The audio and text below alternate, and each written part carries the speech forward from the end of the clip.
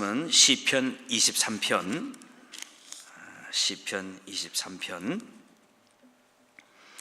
1절에서 6절까지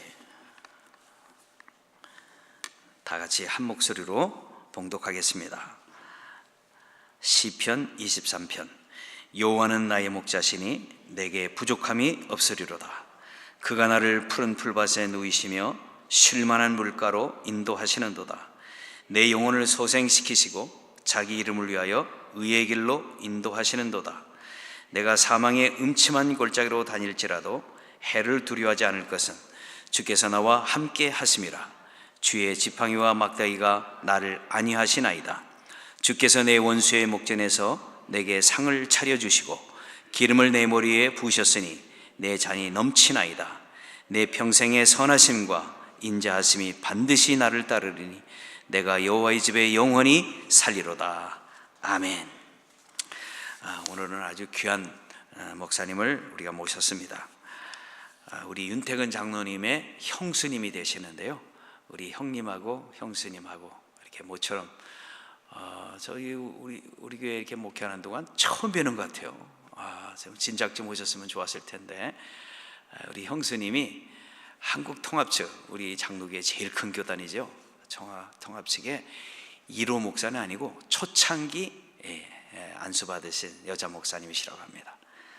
일찍이 여자 목사님으로 이렇게 안수를 받고, 참 이게 척박한 환경, 교회에서 왜 여자들이 여자 목사님들을 안 좋아하는지 모르겠어요. 참 여자 목사님을 담임 목사로 청빙을 안 해요. 참 힘듭니다. 우리 미국 교회 레이 타머스 교회 여자 목사님이 담임이잖아요. 힘들어요. 참 교회가 부흥도 안 되고, 참 이렇게 보면 짠합니다. 참 인품도 좋으시고 설교도 잘하시고 참 좋으신데, 한국은 말할 것도 없죠. 여자 차별을 얼마나 합니까? 그런 환경 속에서 평생 여자 목회 길을 걸으셨으니까 참 얼마나 많은 간증과 주님과 함께했던 은혜의 이야기들, 저도 너무너무 궁금해요. 여자 목사님들은 어떻게 청빙을 받고 어떻게 교회에서 참 여러 가지 어려운 환경이 많은데 목회를 하셨나. 그래서 우리 윤승진 목사님 이 시간 나오셔서 나의 목자 나의 하나님이라는 제목으로 하나님의 여성 목사로 부르셔가 지금까지 하신 놀라운 일들을 같이 나눌 때 우리 모두가 은혜 받을 수 있기 바랍니다. 박수로 한번 환영하겠습니다.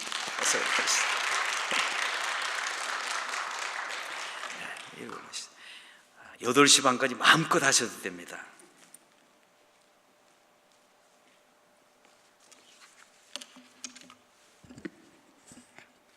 여러분 이렇게 만나 뵙게 돼서 참 반갑습니다.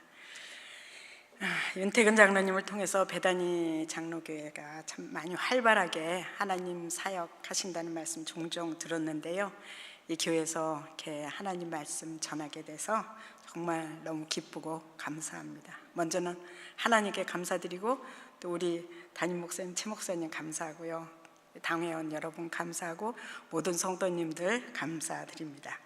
근데 제가 이렇게 소개도 하셨지만 강대상에 올라왔으니까 여러분 좀 낯설죠?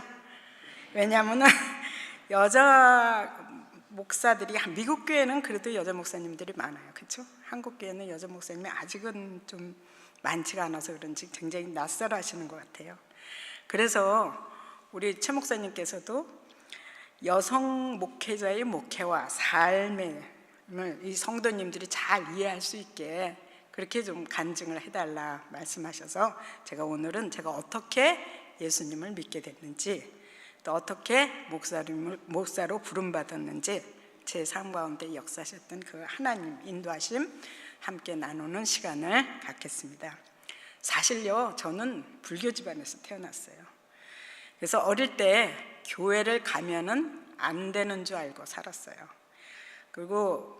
근데 하나님 앞에 감사한 거는, 그래도 초, 중, 고등학교, 대학교 다닐 때도 많은 믿는 친구들을 저한테 붙여주셔서 같이 교회 가자고도 막 그랬는데, 그때마다 저는 기독교가 얼마나 독단적이고 얼마나 배타적이고 얼마나 표현력이 없는지 그걸 이론적으로 막 따지고 얘기하면은 친구들이 아무 말을 못 하더라고요. 그래서 그봐 내가 맞는 거야 하면서, 그리고 이제 쾌제를 불렀어요. 근데 이제 대학교 가서 이런 생각이 들어요. 정말로 인간은 어디서 왔을까? 인생의 목적이 뭔가? 죽고 나면 어디로 가는 걸까? 그게 굉장히 궁금해요. 그래서 저희 불교 집안이니까 불교 반야신경도 배우고 금강경도 배워봤어요. 그 다음에 남산에 가면 불교 대학이라는 게 있어요. 거기도 다녀봤어요. 근데 불교는 제 이성과 제 머리는 굉장히 만족시켰는데 그게 제 삶까지는 영향을 하나도 못 시키더라고요. 그러면서 그러면 기독교는 어떨까? 그냥 그런 생각은 좀 했어요. 그러다가 이제 결혼을 하게 됐죠. 사회생활을 하면서 바삐 다니고 결혼을 하고 나니까 그때만 하더라도 여성은 직장을 못 다니게 됐어요. 제가 직장 들어갈 때 각서를 쓰고 들어갔어요. 결혼하면은 그만두기로. 그래서 그만두고 집에 있는데 그때부터 또 이게 삶의 의미가 뭐야? 내가 이렇게 결혼하고 애 낳고 살면 사실 이게 동물이랑 다른 게 뭐 그렇게 큰 의미가 있어? 그런 생각이 들고 제가 굉장히 도태하는 것 같더라고요. 이 사회에서부터 도태하는 것 같아서 집에서 뭔가를 해야 되겠다고 생각을 했어요. 그래서 그러면 내가 중고등학교 때 읽었던 서양 문학 작품이라도 읽어보자 하면서 읽으려고 그러다가 이거를 더 깊이 이해하기 위해서는 이게 다 성경에서 나온 문화잖아요. 서양 문화는. 그래서 성경을 봐야 되겠다. 왜냐면 남편은 먼저 믿었어요. 그래서 제가 성경을 보기 시작했는데 이게 하나도 이해가 안 되는 거예요. 그래서 너무 자존심이 상했어요. 그래서 옆에 사는 제 후배한테 나는 예배 드리고 싶은 생각은 전혀 없으니까 예배 드리는 테이프는 말고 성경 공부한 테이프를 나한테 좀 빌려달라. 그래서 제가 성경 공부한 테이프를 듣기 시작했어요. 듣는데 너무너무 재밌더라고요. 이해가 되니까 이게 이 말씀이라고 하면서 그리고 애 보고 뭐 집안 돌보는 시간 빼고는 8시간이고 9시간이고 계속 그 테이프를 들었어요. 근데 우리 로마서 10장 17절에 보면 있죠. 믿음은 들음에서 나고 들음은 그리스도의 말씀으로 말미암으리라. 정말 그 일이 저에게 일어났어요. 제가 그거를 들으면서 제가 너무 죄인이라는 걸 깨달아서 정말 발발발발 떨렸어요. 이 죄를 내가, 하나님이 다 보고 계신 이 죄를 내가 어떻게 하면 좋나 막 그랬는데, 또 말씀 가운데서 예수님께서 내 죄 다 용서해 주셨다. 예수님 믿기만 하면 그 없는 걸로 쳐주겠다. 그러니까 얼마나 기뻐요. 그래서 제가 테이프 들으면서 그 자리에서 일어나서 예수님을 눈물로 회개하면서 예수님을 저 혼자 영접했어요. 그리고 이때까지 삶이 얼마나 바보스러웠는지, 그러고 나서 세상을 보니까 그렇게 아름답고 지나가는 사람도 이쁘고 나무도 산도 꽃도 다 너무 아름다웠어요. 근데 저는 그때 믿는 사람들은 다 그렇게 사는 줄 알았어요. 그래서 나 너무 바보같이 살았구나. 왜 이거 몰랐지? 근데 열흘쯤 지나니까 이 마음이 살살 없어지기 시작했는데 한 달 전에까지 다 없어져 버리더라고요. 그래서 이게 뭐야? 그럼 하나님이 나 안 받아주시는 거 아니야? 나 이거 어떡하지? 또 막 걱정이 생겨요. 그래서 이제 또 기도했어요. 하나님, 그러면 증표를 주세요, 저한테. 증표로 뭐를 달라 그랬냐면은 그 간증이 아니라 방언을 저한테 주세요. 방언을 주시면은 내가 그거를 이제 알겠습니다 하면서 또 막 기도했는데, 하나님 어느 날 혀가 막 꼬부러져 방언이 나왔어요. 하나님이 나를 그래도 이제 받아주셨구나 하면서 이제 감사하면서 방언을 이제 살았어요. 근데 그때까지만 하더라도 이렇게 교회 아직 등록을 하지 않고 혼자 테이프를 들으면서 예배를 드렸어요. 왜냐하면 제가 아파트에서 이렇게 내려다 보면은 남자 한 분하고 여자 여러 명이서 막 일로저로 물려다니는 그 모습이 제가 보기가 싫었어요. 그래갖고 등록을 안 했어요. 그런데 제가 예배 드리면서 사도신경에 신앙 고백하잖아요. 성도가 서로 교통하는 것과 그걸 딱 하는데 그 부분에서 하나님이 너 고백하는 거와 너 행동하고 틀리잖아. 그 마음을 딱 주시더라고요. 그래서 등록했어요, 사실. 그래서 이제 등록하면서 다녀고 그 해에 12월 31일 날, 1월 1일 날 잠을 자면서 하나님, 나 이제 이렇게 믿게 돼서 너무 감사해요. 교회 등록까지 했으니 잘 믿게 해주시고 내년은 좋은 일 생기게 해주세요. 기도했어요. 근데 그날 밤에 꿈을 꾸는데 제가 땅 밑으로 팍 들어갔어요. 땅 밑으로 들어갔는데 얼굴은 하얗고 도포자락을 쓰고 머리 가슴, 여러분 전설의 고향 혹시 보셨어요? 여기 젊은 분들을 잘 못 보셨을 거예요. 전설의 고향에 보면 딱 그런 사람이 나와요. 그 사람이 저를 딱 잡더니 내가 너 조상신인데 나랑 같이 가재요. 그래갖고 그 자리에서 막 떨면서 나사렛 예수 이름으로 명하노니 물러가라 딱 그랬더니 그거 꿈에서 그게 지푸라기 같이 그냥 쓰러지더라고요. 그러고 이제 살았다 하고 또 이렇게 돌아와서 나왔어요. 골목을 빠져나오는데 똑같은 또 그게 나타났어요. 그래서 또 나사렛 예수 이름으로 물리치고 나왔더니 어떤 힘이 저를 확 위로 올려줘서 그 다음에 딱 꿈에서 깼어요. 그래서 도대체 이 꿈이 뭐야? 하나님이 분명히 기도하라고 주신 꿈인가 봐 하면서 계속 기도를 하긴 했어요. 근데 이제 뭐 여름 다 지나고 오니까 약간 느슨해졌는데 그때 저희 시아버님이 신장암이라는 그 판결이 났어요. 그러니까 저는 큰 며느리였고 그때 저희 아들은 4살 정도 됐어요. 근데 그 애를 데리고 저희 아버님은 또 저희 시누이가 간호사로 있기 때문에 그 좀 있는 먼 데를 다녀야 됐어요. 지하철 타고 막 다니니까 좀 힘들었었나 봐요. 그래갖고 제가 그때 유산을 하게 됐어요. 근데 그때는 애가 5개월이에요. 그러니까 다 커서 유산을 했죠. 그러고 나니까 제 몸이 너무너무 힘든 거예요. 근데 제가 그때는 저희 시동생이랑 시누이랑 지금 윤장로님이랑 같이 이렇게 살았어요. 그 다음에 미국에 살고 있는 또 신우가 아버님이 신장암이라는 게 나오니까 또 불안해갖고 온 거예요. 그때 너무너무 힘들어서 도저히 우리 시아버님 수술 일주일이 있었는데 그때만 가서 내가 친정에 가서 쉬고 오겠다고. 그러지 않으면 어떻게 몸을 가눌 수가 없어요. 그래서 이제 친정에 허락을 받고 친정에 갔어요. 친정에 딱 들어가는 날이 제삿 날이더라고요. 근데 기분이 싹 안 좋았는데 그리고 저는 제사는 보지 않고 그냥 가서 기도하고 그냥 잤어요. 자고 그 다음 날 아침에 딱 일어나니까 허리가 아프기 시작해요. 그래서 이제 누웠는데 그게 뭐 조금 있다 날 줄 알았더니 점점 더 아프고 더 아파서 기침을 해도 아프고 웃어도 아프고 움직이기도 없고 뭐 대소변을 다 받아낼 정도로 그렇게 아팠어요. 근데 도저히 처음에는 제가 이렇게 너무 아프고 그러니까 어떻게 할 수를 몰라서 하나님한테 기도를 해서 하나님 우리 아들 생각해서 빨리 나 고쳐주고 빨리 가게 해주세요 기도하다가 너무 아프니까 그 다음에는 제가 그냥 우리 남편 좋은 믿는 사람 만나게 해주시고 저 빨리 천국에 좀 데리고 가라고. 그 고통이 밤만 되면 제가 이렇게 누워 있으면 나도 모르게 탁 움직이면 그게 칼로 저 살을 막 팍팍 찔른 것 같은 그 고통이 어떻게 참을 수가 없었어요. 그래서 이 밤이 언제 가냐 맨날 그러면서 이렇게 살았기 때문에 너무 힘들었어요. 근데 친정어머니는 뭐라 그러냐면 네가 종교를 바꿔서 그렇다 그러면서 여러분 삼신할머니 아세요? 그 안 믿는 거기서는요 아기를 그 삼신할머니한테 아기를 낳으면은 제사를 지내야 된대요. 그래서 거기다 절을 하라 그러고 그리고 또 성경도 보지 말라 그래요. 왜냐하면은 이렇게 뭐 애 놓고 나서 뭐 성경 무거운 걸 보면 이게 시큰시큰해지고 눈도 나빠진다고. 그러니까 성경도 못 보고 아무것도 완전히 영적인 싸움이에요. 사단이 이제 저를 코너로 몰아놓고 완전히 공격을 하는 거죠.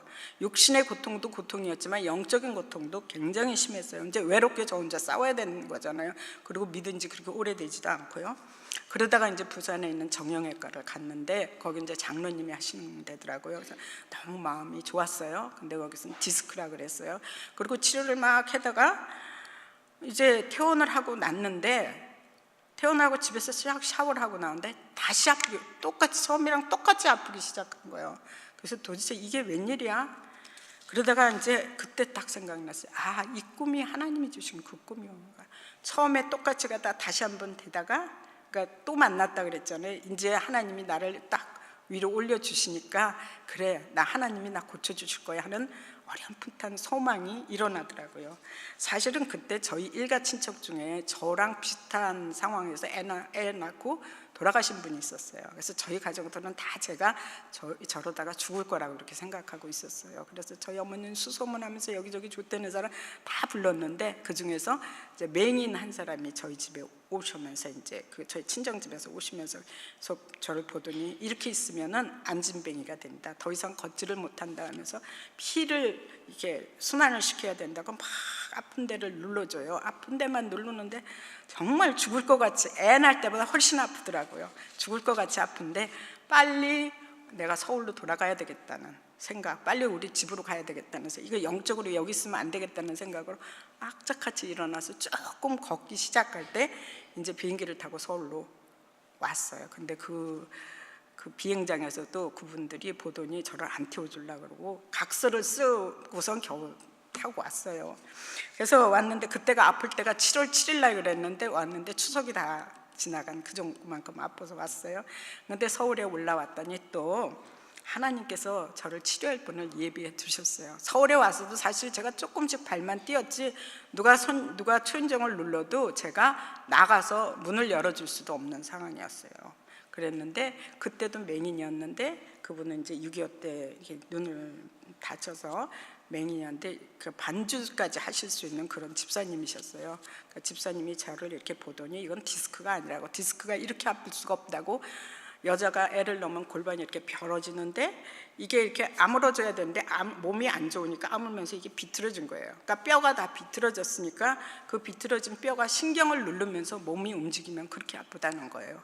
그러면서 이분이 이렇게 잘 이렇게 운동시키고 맞춰주고 이렇게 하면서 한 2개월 이상 마사지 받고 이렇게 2개월 이상 하면서 점점점 이제 제가 정말 걸을 수 있게 됐어요. 그래서 얼마나 감사한지, 하나님, 저는요 태어나면은 모든 사람 그냥 걷는 줄 알았어요. 근데 하나님께서 허락해 주시지 않으면 걸을 수 없네요. 그러면서 너무 감사해서 새벽기도 나가서 거기서 막 청소까지 했어요. 나 고쳐주셨으니까 하나님, 나는 하나님 위해서 뭘 할까요? 그러면서 청소하고 막 그렇게 했어요. 그러면서 야, 내가 이거 30년 동안 참 헛살은 인생이다. 이 헛살은 인생을 다시 보충하기 위해서 나 지금 이제 열심히 믿어야 되겠다. 그래서 주일 예배, 찬양 예배, 뭐 수요, 금요, 철야, 새벽기도 뭐 다 열심히 참석했어요. 그런데 그렇게 내가 한번 열심히 해도 또 구원의 확신이 흔들리는 거예요. 왜냐하면 아직까지 내 마음 자꾸 저는 제 행위를 보는 거예요. 내 마음속에 미움도 있고 분노도 있고 이런 게 있는데 정말 하나님이 나를 확실히 받아주셨나? 막 이런 생각이 또 막 드는 거예요. 근데 이제 제가 등록한 교회에 어떤 집사님인데 은사를 많이 받았어요. 방언도 하고 방언 통역도 하고 예언도 하고 그러는 기도를 많이 하시는 분인데 잘못된 영이 들어갔어요 거기에. 그래갖고 가정이 막 파괴되고 그런 걸 보면서 안 되겠다, 하나님 나는 말씀으로 주세요, 나 말씀으로 붙잡게, 말씀으로 주자면서 막 또 기도를 했어요. 그랬더니 하나님께서 에베소서 2장 8절에서 9절을 읽는데 정말 그 말씀이 제 마음 가운데 팍 들어오는 거예요. 너희가 그 은혜를 인하여 믿음으로 말미암아 구원을 얻었나니 이것은 너에게서 난 것이 아니냐, 하나님의 선물이다. 행위에서 난 것이 아니니 아무도 자랑치 못하게 하려 합니다. 그렇죠? 그러니까 너 자꾸 행위 보지 말라. 근데 하나님이 주시는 은혜야, 선물이야. 행위 보지 마. 내가 이미 너를 사랑했어, 받았어. 이 말씀을 딱 해주시는 거예요. 그래서 구원의 확신이 흔들리지 않고 그 다음부터 혹시라도 그런 일이 있으면 다시 이 말씀 붙잡고 하니까 아무 어려움이 없었어요. 혹시라도 여기 계신 분 중에서도 구원이 확신이 흔들리는 분, 다른 거 뭐 방언 달라 그러고 다른 거 잡지 말고요, 말씀을 꼭 붙잡으시기 바랍니다. 말씀을 붙잡을 때 우리가 흔들리지 않는 신앙을 가질 수 있을 줄로 믿습니다. 그래서 열심히 이제 구역장으로 섬겼어요. 그랬는데 하루는 전도사님이 저한테 사명이 있다고, 신학을 공부해야 된대요. 그래서 제가 아니, 하나님이 날 부르려면은 내가 처녀 때 믿게 하셔서 처녀 때 결혼 안 하고 할 때 해야지, 왜 이제 와서 내가 애도 있고 아줌마인데 그 남편도 있고 근데 어떻게 내가 신학을 해? 그러면서 그냥 무시했는데 몇 번이나 자꾸 그러시는 거예요. 그래서 생각에, 그래, 하나님이 나를 부르셨으면 내가 거역할 수는 없는 거잖아요. 그렇죠? 그러면 하나님이 나를 부르셨다면 나에게도 말씀을 해주실 텐데 하고 이렇게 생각했는데 어떤 한 날이 생각이 나긴 났어요. 그날은 새벽기도 시간인데 목사님 그 본문이 나실인에 대한 거였어요. 근데 제가 그 끝나고 기도를 하는데 나신일으로 서원을 하고 싶은 생각이 막 마음에서 오는데 제가 그걸 계속 누르는 거예요. 왜냐하면 이거 서운하면 안 지키면 큰일 나는데 내가 나신으로서 어떻게 살아? 막 이런 생각이 들어서 계속 제가 그 마음을 누르는데 하나님이 자꾸 하시니까 그냥 나도 모르게 한번 나왔어요. 그래서 깜짝 놀라서 왔던 그거가 생각나더라고요. 하나님 그런 일이 있었죠. 그러면서 하나님이 내 사정 형편 아시잖아. 나는 애도 있고 남편도 있고 주부인데 만일 하나님이 정말 부르셨다면 제가 공부를 한번 할게요. 공부를 해서 한 번만에 합격해 주시면은 하나님이 부른 걸로 제가 믿고 가겠습니다. 그거는 성경 가운데 왜 아브라함의 종이 이삭의 아내를 구하러 갈 때도 그랬잖아요. 말 구위에 자기한테가 막 물 주고 나귀에게도 물 주는 사람이 이삭의 아내로 알겠습니다 했듯이 저도 거기에 힌트를 받아서 그렇게 했어요.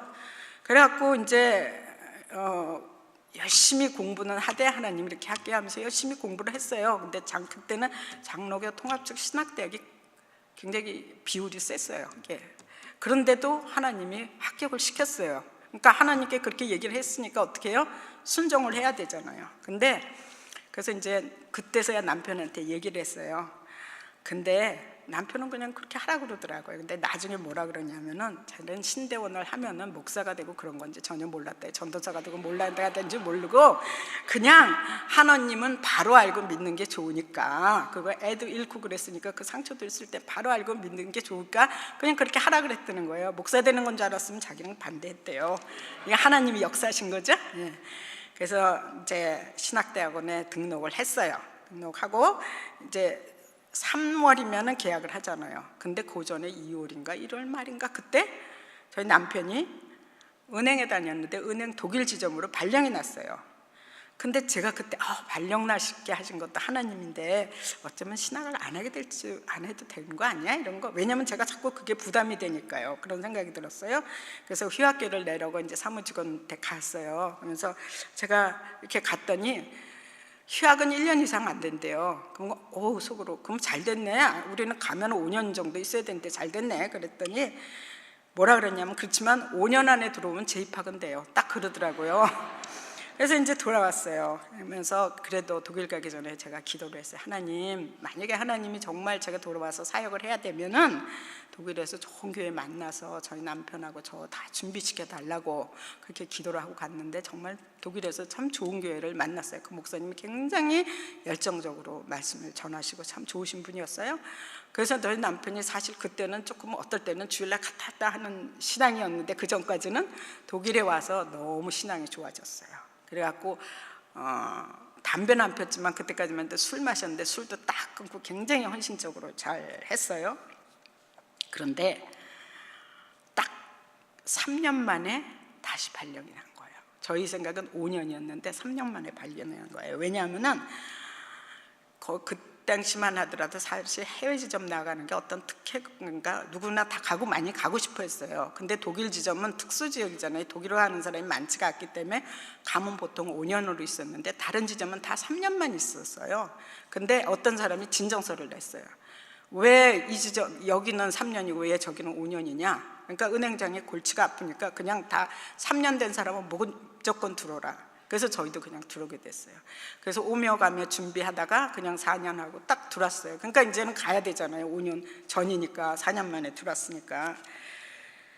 근데 또 제가 또 걱정이 되더라고. 정말 이렇게 가서 할 수 있을까? 그땐 또 1년 동안 3년 동안 거기서 그러고 있었으니까 여기 다시 와서 하려니까 또 두려움도 생기고 나는 나이도 많은데 젊은 사람들랑 같이 할 수 있을까 하는 걱정도 있고 그랬어요.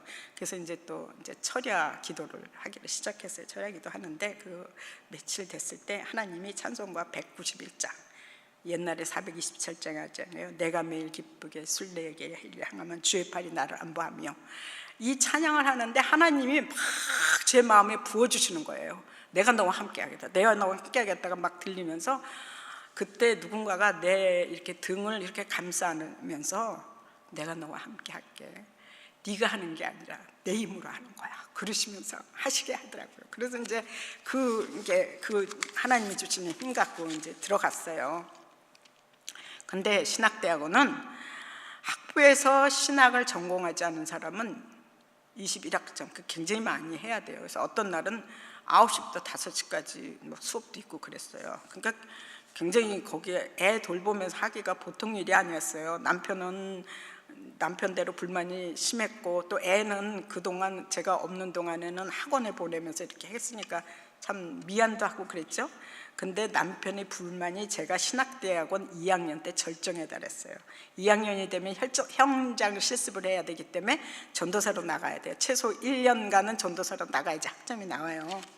근데 저는 주일학교 경험이 없잖아요. 나중에 믿었기 때문에 어떻게 하는지 못해요. 몰라요. 근데 이 부족함을 메우기 위해서 제가 얼마나 열심히 이 책 적재 다 돌아보면 얼마나 열심히 준비했겠어요. 첫 번째는 그거 하느라고, 두 번째는 교회 일을 다 쏟고, 제일 마지막에 가정일이니까 뭐 아내 노릇, 엄마 노릇, 며느리 노릇 다 못하는 거예요. 거기에 다 쏟아부니까 아무래도. 그러니까 남편이 하나님을 택할 건지 가정을 택할 건지 둘 중에 정하라고 막 그렇게까지 얘기를 했어요. 근데 그 가운데서도 너무 감사한 거는 하나님께서 제 사정을 아시고 정말 딱 저한테 맞는 교회를 보내주셨어요. 그 교회는 여러분 천호동에 있는 광성교회인데 굉장히 2만 명 이상 모이는 교회예요. 그래서 제가 1학년 전도사로 갔는데 1학년만 250명, 교사가 40명 그랬어요. 그래서 1부, 2부로 드렸어요. 근데 왜 저한테 그게 맞냐면은 저는 사실 율동도 모르고 찬양도 모르고 잘 몰라요. 근데 거기서 전도사가 하는 일은 이 교사들 잘 훈련시키면 되고, 그 다음에 설교 잘해주고, 물론 전체적인 계획과 이런 건 제가 하지만, 전도사 제가 하지만 그것만 하면 되는 거예요. 그리고 찬양하고 율동하는 건 제가 이렇게 보면서 교사들한테 제가 속으로 다 배우고 있는 거예요. 그러니까 그 교회 안 가고 작은 교회를 갔으면 저는 정말 그걸 감당을 못했을 거예요. 그렇게 하나님께서 인도를 해주셨어요. 그리고 이제 의무기간 1년이 끝났지만 그래도 그 3학년까지 해서 거기서 좀 훈련도 받고 하고 싶었는데 하도 남편이 그러니까 할 수 없이 그냥 1년만 하고 그만두고 이제 사임을 했습니다. 근데 신학대학원을 이제 졸업하니까 남편이 저한테 그러더라고요. 교회에서는 좀 일을 안 했으면 좋겠대요. 왜냐하면 혹시 장례 예배라도 나고 그러면 밤이고 언제고 막 왔다 갔다 해야 하는데 당신은 가정주부가 애도 있고 그런데 그거는 좀 안 했으면 좋겠대요. 그래서 알았다고 하면서 기도하다가 그러면 내가 상담을 하는 게 좋겠구나 해서 연세대학교 신학대학원 상담학과를 들어갔어요. 그래서 상담을 하면서 실습 과목으로 세브란스 병원에 가게 됐어요. 근데 세브란스 병원에서 환자를 상담하니까 제가 아팠을 때 그때가 많이 생각나더라고요. 그러니까 환자들은 언제가 굉장히 힘드냐면 해가 지고 그럴 때 참 외롭고 힘들어요. 그러니까 그 마음으로 이렇게 돌보니까 환자들이 많이 좋아했어요. 근데 그 연세 신학대학에서 논문을 거의 맞춰가려고 그럴 때 남편이 또 발령이 난 거예요. 이제 근데 이번에는 가면 10년이 있는 거예요. 그래서 하나님, 졸업도 못하고 그냥 갔어요. 그냥 논문만 쓰고 졸업장은 나중에 받고. 근데 하나님이 도대체 나를 또 왜 거기 가게 하는 건지, 뭐가 무슨 계획이 있었을까? 그러면서 거기를 이제 갔어요. 가서 이제 1년 동안 거기에 이제 또 전도사, 교육전도사로 있는데 그때 우리나라에서 IMF가 터진 거예요. 많은 기업 도산했잖아요. 저희 남편이 다니던 은행도 막 굉장히 어려워져서 독일 지점을 이제 클로즈 폐쇄한다고 됐어요. 그러니까 1년 만에 다시 돌아온 거예요. 그래서 1년 만에 해서 돌아와서 왔더니 세브란스 병원에서 알고 지냈던 그 전도사님이 너무 반가워하면서 저를 같이 이제 병원에서 일하자고 막 그러는 거예요. 그러면서 제가 얘기도 안 하는데 여기저기 알아봐 갖고 막 책상 마련하고 자리 마련해 갖고 같이 일하자고 그래요. 근데 너무 감사한 것은 또 예전에 알던 광성교회 그 담임 목사님 김청희 목사님께서 그냥 선뜻 그 파송해 주시겠다고 그래 갖고 거기서 이제 일을 하게 됐어요. 이렇게 참 사람이 마음으로 자기 길을 계획할지라도 그 길을 인도하시는 분은 하나님이셨어요. 이때부터 이제 남편이 정말 우리 와이프는 하나님께서 부르신 종이로 그런 건가 하나 마음으로 인정이 됐나 봐요. 그래서 그때부터는 불평을 하지 않고 이제 잘 서포트를 해주더라고요. 그래서 독일에서 돌아온 지 한 2년쯤 지났을 때 남편이 다니던 은행이 그냥 문을 닫아버렸어요. 그러니까 남편은 실직을 하게 됐죠. 그러니까 대한민국 정부가 부도가 났다. 어떻게 이런 나라를 믿고 살 수 있느냐. 우리 이민 가야 된대요. 그래서 자꾸 미국으로 가재요. 그때 이미 그 윤태근 장로님은 이곳에 와 있었거든요.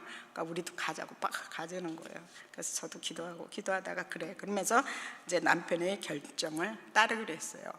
근데 아까 우리 최 목사님께서도 말씀하셨지만 당시 장로교 통합 측 여자 목사를 허락한 지 몇 년이 안 됐을 때예요. 그래서 근데 목사를 청빙하려면 그 교회에서 목사가 안수 받으려면은 그 교회에 어떤 교회에서든지 청빙이 있지 않으면 안수를 받지 못해요. 그렇기 때문에 여자 목사를 청빙하는 교회가 잘 없어서 여자들이 안수를 못 받고 있는 그런 상황이었어요. 그래서 그냥 나는 그럼 미국 갈 거니까 미국 가서 받아야지 막연하게 생각하고 있는데 김창인 목사님이 저를 부르시더라고요. 그래서 내가 부목사로 청빙할 때니까 안수를 받으시라고 그러셨어요. 그래서 저는 정말 쉽게 하나님의 은혜로 그냥 2000년도에 안수를 받고 왔어요. 근데 미국에 와서 보니까 미국에서는 제가 지금 속해 있는 그 교단 아직도 여자 목사 허락도 안 돼 있을 뿐만 아니라 미국에서는 받기가 더 힘든 것 같더라고요. 그것도 또 하나님께서 역사하셔서 저희가 여기 와서 할 일이 있어서 또 하나님께서는 그렇게 목사 안수를 받고 여기를 보내주셨습니다. 그래서 이민 온 많은 사람들이 다 그렇게 경험을 했듯이 처음 제가 이민을 와서 하나님께서 저를 하시는 게 저를 낮추시는 작업을 하셨어요. 한국에서 원목을 했기 때문에 미국에서 이제 원목을 하는 게 당연히 하나님이 나를 부르시는 사역이다 생각하고 이제 원목을 하러 병원에 갔더니 다시 원목 훈련을 처음부터 해야 된다 그랬어요. 그러니까 거기는 어떻게 해야 되냐면 병원과 똑같이 인턴하고 레지던트하고 그거 다 끝나면 서티피케이션 받아갖고 그래갖고 하는 거거든요. 그래서 처음에 이제 뉴욕의 맨하탄에 있는 NYU 하스피탈, 뉴욕 병원에 있는 하스피탈에서 인턴을 하는데 정말 그때는 정말 힘들었어요.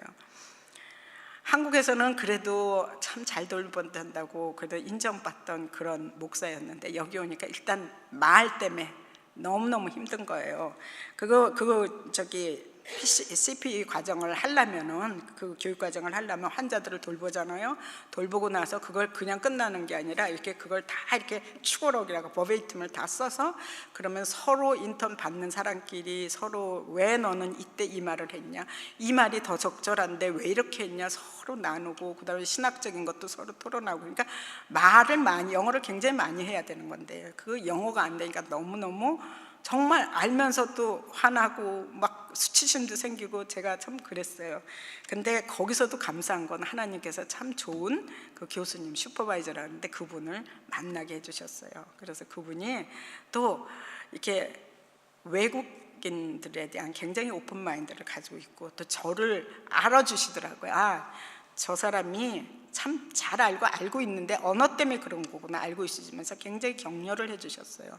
그래서 그 은혜로 이제 인턴 과정 끝나고 그다음에 저기 롱아일랜드에 있는 노쇼 유니버시티 하스피탈에서 레지던트 과정도 마치고 그래서 드디어 미국의 원목 자격증을 받았어요.